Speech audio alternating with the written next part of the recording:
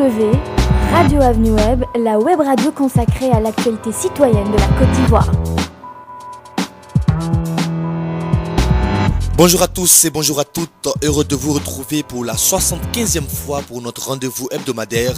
Radio Avenue Web, c'est la web émission consacrée à l'actualité de la Côte d'Ivoire, vue et relue par notre équipe. Bienvenue donc à ces quelques minutes d'information.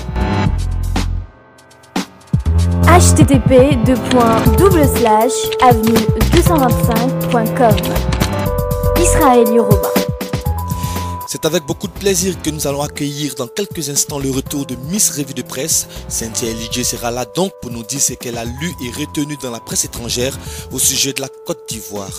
Mais juste avant elle, Suika Ofi nous donnera le résumé de l'actualité qui a marqué les 7 derniers jours à Abidjan, la capitale, et dans les régions de la Côte d'Ivoire.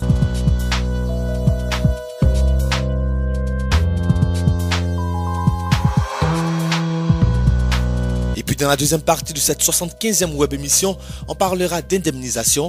Vous avez été victime de pillage et de destruction de vos biens. Quelle procédure pour être dédommagé par votre assureur? La réponse avec Donna Sinkanga, c'est en toute fin d'émission. Événements, mode, société, région, religion, diaspora, initiative. Toute l'actualité qui vous concerne sur Radio Avenue Web. C'est nous, mais surtout vous, nos web auditeurs.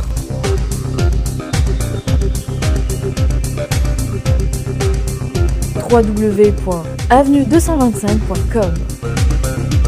Il est installé pour nous rappeler l'essentiel de l'actualité qui a marqué ces 7 derniers jours. Bonjour Suika Ofi. Bonjour Israël Yoruba, bonjour fidèles internautes et merci d'être présents sur rendez-vous consacré à l'actualité nationale et régionale de la Côte d'Ivoire. Voici ce qui fait l'essentiel de cette édition. La justice ivoirienne va commencer le 4 mai prochain les auditions de Laurent et Simone Gbagbo et près d'une centaine de personnalités du régime de la refondation. À l'ombre des soubresauts politiques et judiciaires de la crise post-électorale en Côte d'Ivoire, la situation humanitaire qui se dégrade, l'OCHA depuis Genève tire la sonnette d'alarme. En fin d'édition, nous allons parcourir l'actualité des régions en faisant escale notamment dans l'ouest de la Côte d'Ivoire où le temps est à la réconciliation et au pardon. Merci de choisir Avenue 225 et bienvenue à tous et à toutes. Depuis un peu plus de 2 semaines, l'ex-chef de l'État ivoirien Laurent Gbagbo a été capturé dans la résidence présidentielle à Abidjan. Quelle est sa situation actuelle? Quel avenir juridique pour Laurent Gbagbo et ses proches? Toutes ces questions conduisent à un vif débat entre la partie civile et la défense. Maître Abiba Touré est membre du collectif des avocats de Laurent Gbagbo et voici ce qu'elle reproche aux nouvelles autorités ivoiriennes. Ces personnes sont assignées à résidence à quel titre? Est-ce qu'il y a eu une décision judiciaire en ce sens? Quelles infractions leur sont reprochées? On n'en sait absolument rien. Certains parlent de détention. Très bien. Est-ce qu'il y a eu une ordonnance de placement en détention provisoire? Sur quel fondement légal? C'est très nuageux. Ils n'ont finalement que très peu d'éléments pour justifier tout simplement la séquestration du chef de l'État, sans compter ceux de ses proches. En gros, j'ai l'impression tout simplement qu'ils essayent de chercher une qualification pour justifier d'éventuelles poursuites à l'encontre du président de la République sans engager la responsabilité de M. Alassane Ouattara. Je pense qu'ils sont assez embêtés d'un point de vue légal de leur position qui ne tient absolument pas juridiquement. Laurent Gbagbo et ses proches détenus de façon arbitraire, pas du tout, répond Simplice Kofi, le procureur de la République qui a été saisi par le garde des Sceaux pour diligenter les enquêtes préliminaires qui débuteront le 4 mai prochain. Pour l'instant, ils ne font pas l'objet de poursuites. La mesure de l'assignation à résidence est une mesure administrative prévue par une loi de 1963.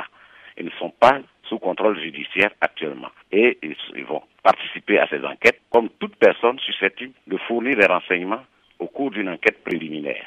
Et tous leurs droits seront garantis. Par exemple, les articles 76.1 et suivants du Code de procédure pénale de Côte d'Ivoire permettent à toute personne appelée à être entendue au cours d'une enquête préliminaire de se faire assister d'un avocat.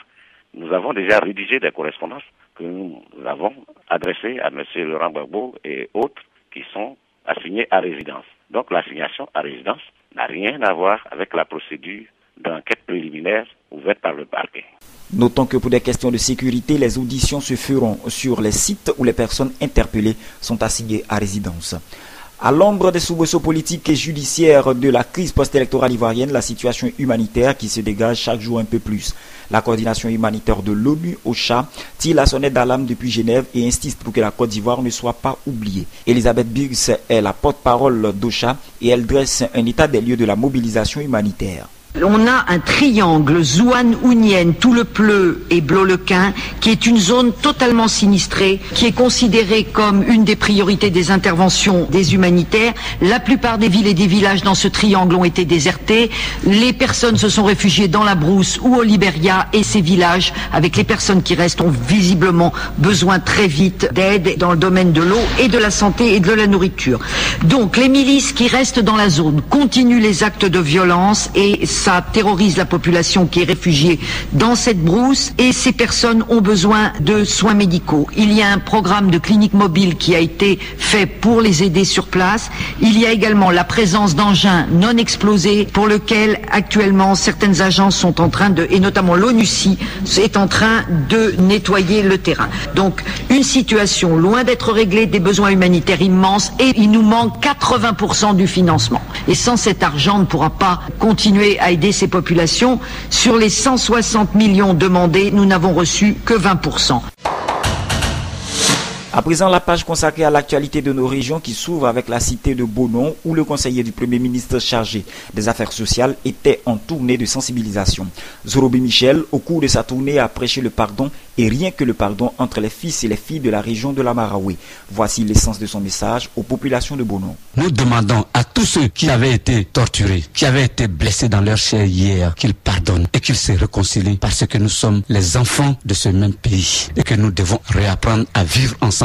Ce message ne s'adresse pas seulement aux populations civiles, mais également aux éléments des forces républicaines de Côte d'Ivoire qui doivent jouer un rôle important dans le processus de normalisation des activités économiques, mais également sociopolitiques. Dès l'instant où une population accepte le militaire, il y a harmonie et les choses peuvent avancer. Et nous continuons pour que les populations puissent non seulement se parler, afin que la Côte d'Ivoire puisse retrouver son lustre datant. À Tout-le-Pleu, l'heure est au retour des populations déplacées à la maison et aux retrouvailles. Si les habitants de cette localité de l'ouest du pays veulent regagner leur lieu de résidence respectif pour contribuer à l'essor économique de leur région, mais également du pays, certaines difficultés freinent cet élan. Voici les inquiétudes et les doléances du chef de la communauté Oué, Ibo Isidore, et Sanogwali de la communauté Malinké. Il faut une aide pour combattre la faim qui sévit actuellement. L'ouverture de certains centres de santé, parce que ce retour sera accompagné à tout prix des maladies de tout genre. Le retour effectif de l'administration dans le département. Dépêcher des équipes pour le rétablissement de l'électricité dans la région. Les familles déplacées, présentement, leur retour est difficile. Il n'y a pas de moyens. Il y en a qui sont au Libéria, il y en a qui sont à Man, dans l'année comme Djiglo, même Daloa. Cherchez-nous les solutions. Ainsi se referment les pages consacrées à l'actualité nationale et régionale de la Côte d'Ivoire. Merci d'être resté en notre compagnie et que Dieu vous bénisse. À la semaine prochaine. Merci Suika Ofi et à la semaine prochaine. C'est l'heure de la revue de presse.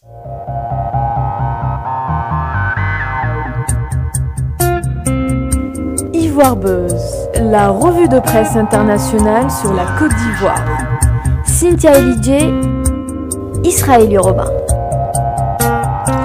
On retrouve Ivoire Buzz et donc Cynthia Elidjé avec sa revue de presse des médias étrangers au sujet de la Côte d'Ivoire. Bonjour Cynthia, ça fait plaisir de te revoir. Oui, le plaisir il est partagé. Bonjour Yoro, bonjour chers web auditeurs. Alors, qu'est-ce qu'on retrouve dans ta revue de presse aujourd'hui ? Dans cette revue de presse, nous parlerons de la réouverture bancaire et scolaire et nous dirons un mot sur l'état sécuritaire de la ville d'Abidjan. C'est la fin de récréation pour les agents de banque, une récréation qui était imposée par la crise post-électorale. Et donc, Cynthia, on a pu lire que la réouverture des banques est effective depuis le jeudi 28 avril. La Banque française Société Générale a prévu de rouvrir jeudi la presque totalité des agences de sa filiale ivoirienne SGBCI. C'est l'information qu'on peut lire sur leséchos.fr. Une information inspirée d'un courriel transmis par la Société Générale. Voici un extrait. En concertation avec les autorités ivoiriennes, la Banque centrale et les autres banques de la place, SGBCI met tout en œuvre pour assurer la réouverture de son réseau en Côte d'Ivoire, dans l'intérêt de ses clients le jeudi 28 avril 2011 au matin. Et la porte-parole de la structure financière de rassurer, les collaborateurs de la banque sont actuellement mobilisés afin de permettre une ouverture au public dans les meilleures conditions de service et de sécurité. Et la chaîne de télévision TV5 ajoute que suite à cette déclaration, des centaines de personnes faisaient la queue jeudi matin devant les banques à Abidjan, mais les guichets tardaient à rouvrir comme prévu. même si certains distributeurs de billets fonctionnaient. Oui, également Cynthia, de nombreux témoignages de personnes qui n'ont pu toucher leur argent ou de dysfonctionnements ont fait aussi le tour de la presse. Oui, c'est toujours la chaîne francophone TV5 qui, dans un reportage, constate que la réouverture des banques annoncée pour jeudi a fait beaucoup de déçus. Annoncé au départ pour 8h GMT ce jeudi-là, les agences n'avaient toujours pas ouvert leurs portes à 11h. Le site lesafriques.com pour sa part ajoute que, parallèlement au redéploiement des banques, les partenaires financiers de la Côte d'Ivoire reconsidèrent leur position. La Banque mondiale va bientôt réactiver les prêts et autres financements en faveur du pays. Fin de récréation aussi pour l'école. Les établissements de l'éducation nationale ont ouvert leurs portes, timidement quand même. La Radio France Internationale a annoncé sur ses ondes que, dans certaines écoles primaires du pays, de nombreux enseignants étaient absents. Impayés en mois de mars, il est possible qu'ils n'aient pas eu les moyens pour effectuer le déplacement pour rejoindre leur classe. Parce que, soulignant Yoro, cette crise a engendré un grand nombre de déplacés internes. Parallèlement, il demeure des problèmes de sécurité dans Abidjan et on entend encore des coups de feu. Pour Afriscoop, il est question d'une rentrée pas du tout concrète. Le site donne pour titre principal une rentrée en pointillé. En effet, Yoro, c'est en principe le 26 avril dernier que les scolaires de Côte d'Ivoire devaient reprendre le chemin des classes après des semaines de vacances forcées. Vacances forcées, Cynthia, mais pas forcément dans les zones du centre, du nord et de l'ouest du pays où les cours avaient repris depuis belle lurette, contrairement aux élèves fréquentant les établissements scolaires dans la capitale économique et ses alentours. On reste toujours à Abidjan où la semaine dernière, beaucoup de violences ont été enregistrées. Oui, Yoro, le site sletafrique.com parle même d'un climat de règlement de comptes sanglant à Abidjan. Le Monde a déjà tourné la page d'histoire qui vient de s'écrire en Côte d'Ivoire. 2 semaines après l'arrestation de Laurent Gbagbo, la situation est loin de s'être normalisée, écrit le site. Slate Afrique mentionne qu'un assaut inattendu a été livré le 27 avril 2011 par les forces républicaines de Côte d'Ivoire, FRC, à PK18 dans un quartier populaire d'Abobo, contre le quartier général du fameux commando invisible d'Ibrahim Koulibaly, alias IB. Règlement de compte à la Scarface dans un monde de brut au sein même du camp Ouattara, s'interroge le site. Bien malin qui pourra nous répondre, mais précisons Cynthia que c'est au cours de cet assaut que Ibrahim Koulibaly dit IB, le chef du commando invisible, a été tué dans la soirée du 27 avril 2011 par les forces républicaines de Côte d'Ivoire. On change carrément de sujet et on va parler d'exposition vente d'art africain qui aura lieu le 14 mai 2011 lors de la 28e foire du livre. Cette foire aura lieu à la salle de la Bourse, c'est à la place de l'Âtre de Satigny à Strasbourg. L'événement n'a pas encore eu lieu, mais tu as choisi d'en parler, comme d'autres médias d'ailleurs. Oui, c'est une information donnée par infoculture.com. Une rencontre qui concerne aussi la Côte d'Ivoire parce que, selon les organisateurs, les bénéfices de ces 2 jours permettront d'amorcer le projet de la construction de l'école primaire à Blességué en Côte d'Ivoire. École attendue par les enfants, les habitants, les collectivités ainsi que les associations du village. Et donc, masques, statues, bronzes et tissus choisis et sélectionnés avec soin par Mathieu Barthes, spécialiste en art africain, seront présents pour satisfaire le goût des plus exigeants, mais aussi des amateurs. Et des animations, des mets et des boissons exotiques seront proposées durant tout ce week-end. Voilà qui est très alléchant et si vous avez le temps et ou si vous êtes dans les parages ou dans la zone, faites-y un tour, c'est du côté de Strasbourg, à la place de l'Âtre de Satigny. On rappelle les dates, Cynthia. C'est le 14 mai 2011 lors de la 28e foire du livre. Et le lieu précis, c'est la salle de la Bourse, la place de l'Âtre de Tassigny à Strasbourg. D'autres infos? C'est tout pour cette semaine. Rendez-vous la semaine prochaine avec beaucoup de plaisir. Au revoir. À suivre dans l'autre partie de cette web émission, la chronique juridique de Donatien Kanga. Il nous parlera de dédommagement en assurance.